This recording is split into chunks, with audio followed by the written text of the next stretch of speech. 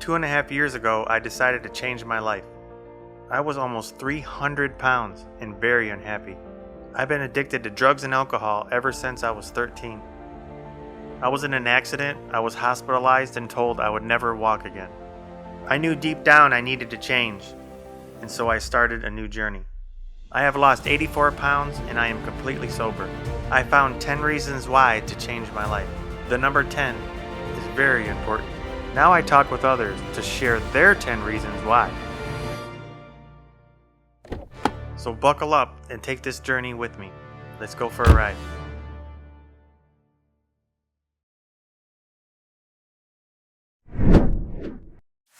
Brand new day. Welcome to 10 Reasons Why with Nick and Sneaky. I have an awesome guest today, Adam Castillo. That's right. The reason why I brought him on here, I met him through NAMI, suicide prevention, and I wanted to volunteer there, and they plugged me in with you, Yep. and we hit it off right away. Yep. And he actually inspired me to do my first podcast and helped me to believe in myself enough to share my story, and so here we are. And do you mind telling us a little bit about yourself? Yeah, no, for sure. First and foremost, I'm a father. I'm a father of 5 kids. It's probably my proudest part of my journey is having my 5 kids and raising them. You mentioned that we met through NAMI. I'm on the board of NAMI, which is the National Alliance for Mental Illness. I sit on the board for Latinx, and I also sit on the board for Serenity House. Serenity House is a peer recovery organization. We've spoken about that. You've been kind enough to share your story with me. And that's kind of how we connected. Came up with the idea of let's have a podcast. Let's a podcast where we're motivating, we're able to influence and have a real conversation, right? A lot of these conversations that kind of circle around mental illness are taboo sometimes, right? Mm-hmm. So we're trying to break that stigma and let people know that hey, it's okay to have a conversation because we all struggle, right? You struggle, I struggle. We all have our own battles that we deal with mentally. Emotionally, right? So it's important. What you're doing here is amazing because you have such a powerful story, right? And when we connected, you were gracious enough to give us a donation. In that donation, we were able to reach the Flint community and do a walk. So we were able to raise $15,000 for that walk last year. Which is great, and you were a big part of that. So thank you. Mm-hmm. And then also your the opportunity with the another 360 college tours, where you gave about 100 kids the opportunity to experience college at some level. So you were doing great things. I'm so proud of you. Keep going. Thanks. You know what I mean? So thank you very much. All right. Yeah, that's the reason why I do this is because life is hard, and I just wanted to keep showing up and give somebody hope because if I can do it, anybody can do it. And so I have some questions that I'd like to ask. How has grief helped change your life? Well, I'm going to be as transparent as I can on this show, but I'm still grieving. I lost my wife in April of 20, and grief is a lifelong ailment, right? It doesn't leave you, it stays with you, right? It hits you every day. It hits you when you get up. It hits you when you're driving. It hits you when, you're in the shower, right? Yeah. But what that going through grief has given me another perspective of life, right? I've experienced grief in the past, but losing somebody that you had 5 children with, and you had a life with, and you saw that person live and suffer, right?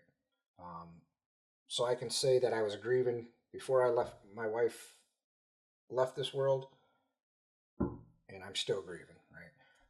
But that's a pain that we have to go through. I'm a believer in you have to feel the pain to grow from it, right?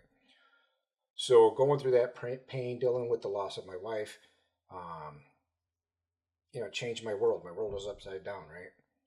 So when her and I got together, it was I'm going to provide, take care of the family. She's going to stay home and take care of the kids, right? So 10 is my favorite number, and we have 10 reasons why, so I like to ask pretty much 10 questions, sure. Get to know people, tell our stories. I think there's power behind our stories. Agreed. So I know I met you through NAMI. Yep. What brought you to NAMI, and how has grief changed your life? So NAMI's it's a national organization. It's called the National Alliance for Mental Illness. And what NAMI does is they provide education, peer-to-peer support, family support for individuals or families that are living with or dealing with a mental illness, but also suicide prevention, right? So as we all know, many people are suffering from mental illness, and ultimately they take their life because the pressure is too much, right? And I know when I was when I was married, I lost my wife in April of 20, and she lived with bipolar disorder. She lived with split personality disorder. She was a beautiful woman, but what she was battling inside at the time, I wasn't sensitive to. You know, I was raised with, hey, tough it up, tough it out, suck it up, right? Wipe your tears, right? I don't want to hear about that.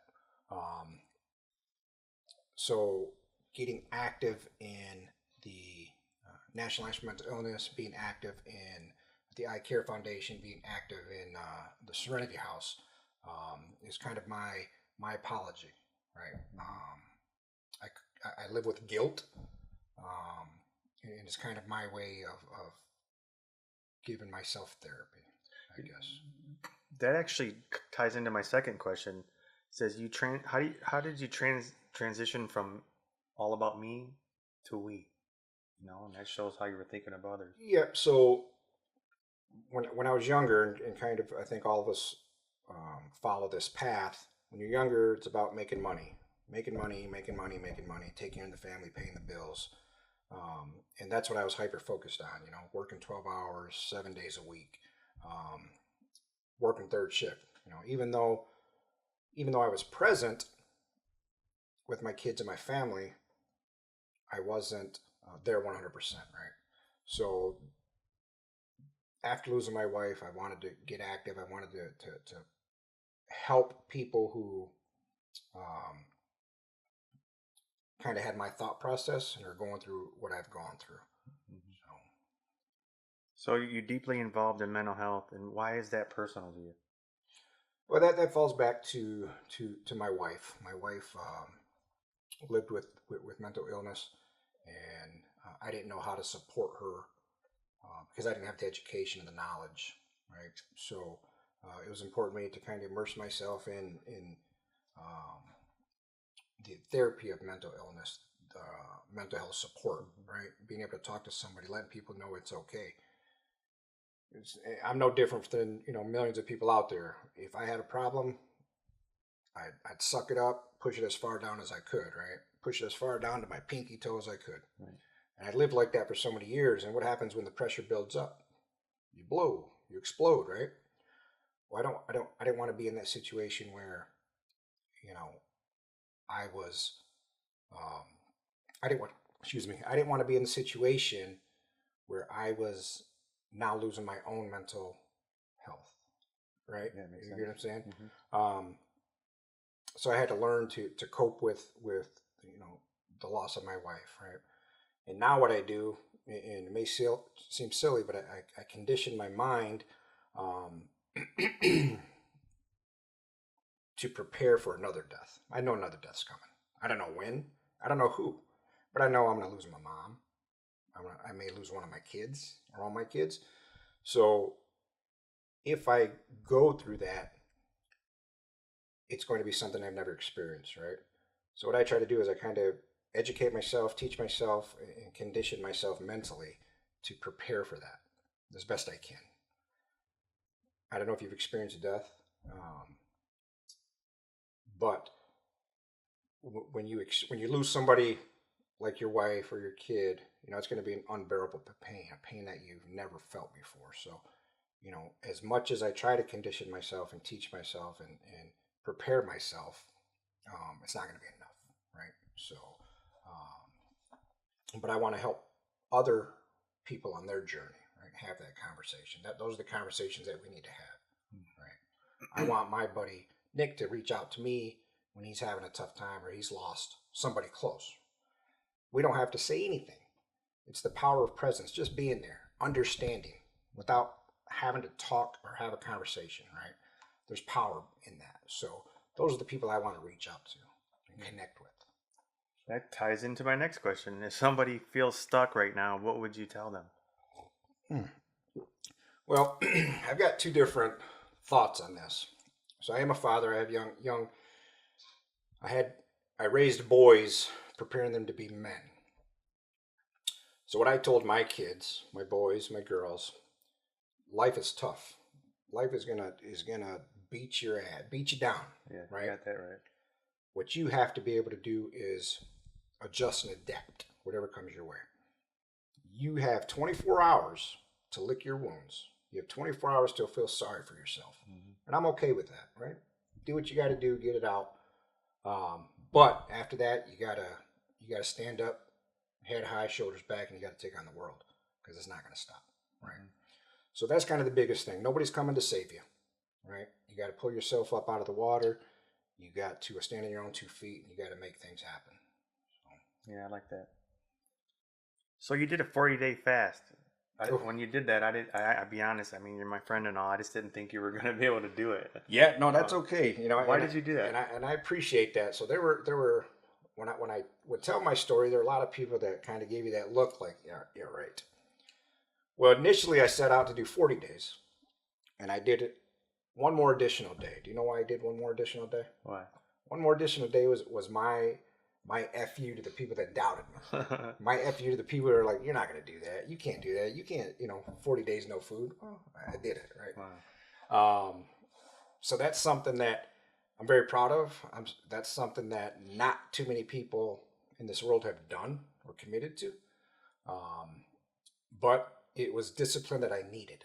And I needed to go through that exercise, and I needed to live that lesson so I could compare. I know when I'm disciplined, and you know too, right? You work out, you're health conscious. If you fall off, sometimes it's hard to get back up. It is. So that discipline I had for 41 days taught me something, right? Now, that was a 4-pillar calibration, I called it. Mental, emotional, physical, and spiritual. So I was able to connect those 4 pillars and really focus on my reasons for the fast. So I originally was for the 1 in 5 that suffered with mental illness. So every day was a sacrifice for a cause, right? So one day was for mental illness. One day was for diabetics. So my efforts were for those people that were living through mental illness, were living through substance abuse, who were living through sexual assault. That was my way of offering my sacrifice, right? To show support for those communities. My next question is: life is hard, and on days you feel like you're defeated, and you just don't really want to keep going. What do you do then? I fall back on my, you have to have time to lick your wounds. Even a lion out in the jungle has to lick his wounds, right? Still king of the jungle, but you're battling life. You're living this world and trying to protect yourself from what's coming at you, right? So I give myself the same deal: 24 hours, a weekend, but after that, you gotta get up and you gotta keep moving, right? It's okay to feel sorry for yourself. It's okay to lick your wounds, but it's got to be short, 24 hours or a weekend even, right? But Monday, come that next day, you're back at it. So speaking of that, when you're not motivated, you're on this path that's actually going somewhere. What do you do when you're not motivated? So here's the thing about motivation and discipline, right? Motivation, one day you'll wake up and you'll get this burst of energy and you're going to go out and conquer the world, right? That can come and go. What sustains that is the discipline, right? For whatever, I'm just throwing examples out there. Going to the gym every day, that's discipline. Making your bed every day, that's discipline. Brushing your teeth every day, that's discipline, right? Now that may seem, well, everybody brushes their teeth. That's nothing. But it's something so minute, but it can change your mental, right? Because now you're teaching yourself to be disciplined. I got to get up, I got to make my bed. I got to get up, brush my teeth. I got to get up, I got to go run. I got to get up, I got to eat at 2:00, right? I got to eat at 4:00, right? So just maintaining that discipline and being consistent. So what I call it is a non-negotiable. It started with the dishes. I don't go to bed no matter what. Yes, exactly. And I stick to it, and now it's just natural. There's just no dishes in my sink when I go to bed. And that's discipline, right? So one day you can get up, you can be motivated. I'm gonna do the dishes, right? But after you do the dishes that day, they're gonna pile up for the next 2 weeks. But every day you do your dishes. You don't go to sleep until your kitchen's clean, right? That's discipline. And then it branches off, now. Then it went to journaling. How many days? How many days journaling? It's been 139 in a row. 139 days. So that's discipline. And meditate. It's just one thing leads another. Next thing you know, your house is in order. Yep. Right. So the discipline is what's going to sustain you. Us. So, why is it important to be selective who you surround yourself with? That's a good question. So for me, it's important for me to keep my circle small, right?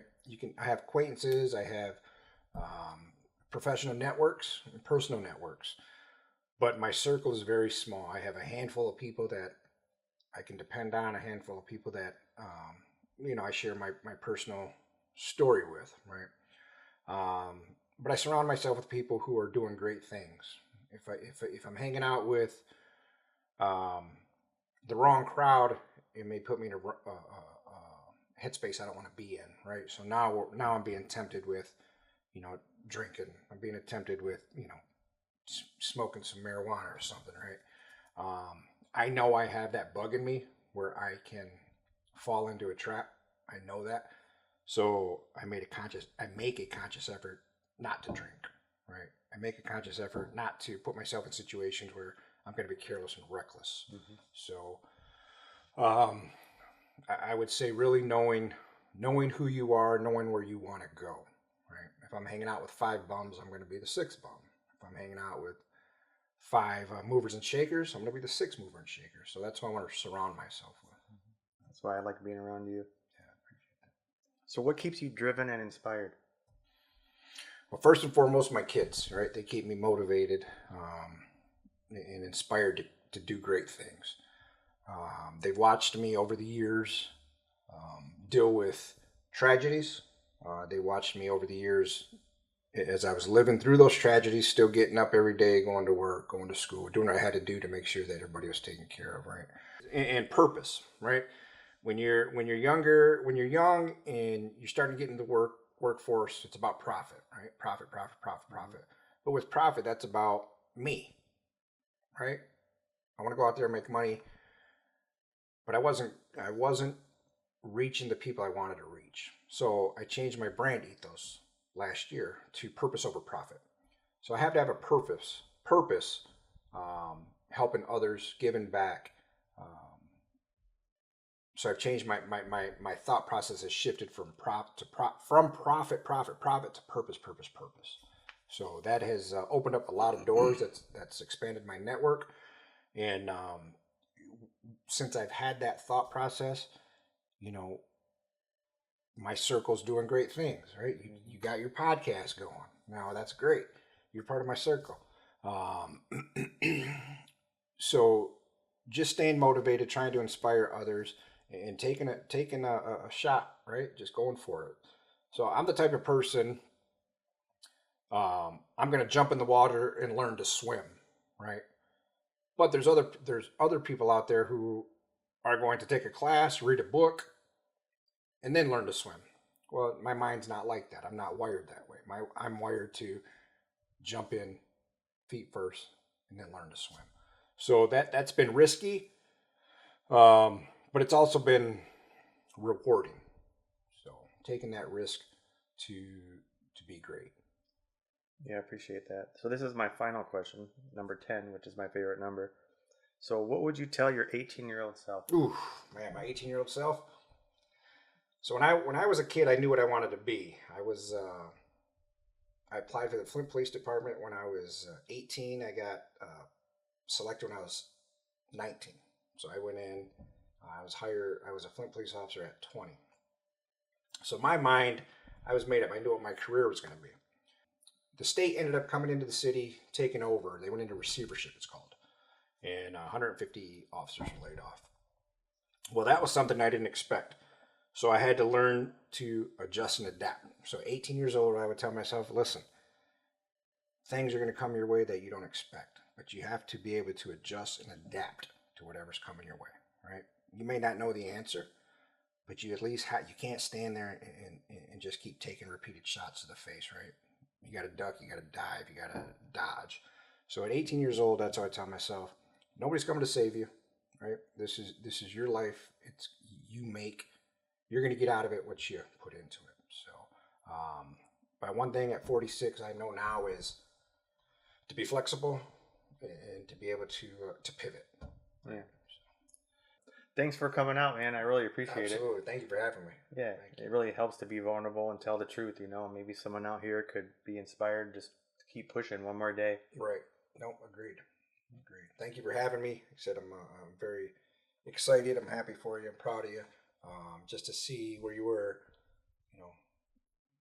not even a year ago to where you're at now. It's just 180 degrees. I'm so proud of you, watching you grow, watching you develop. So keep it up.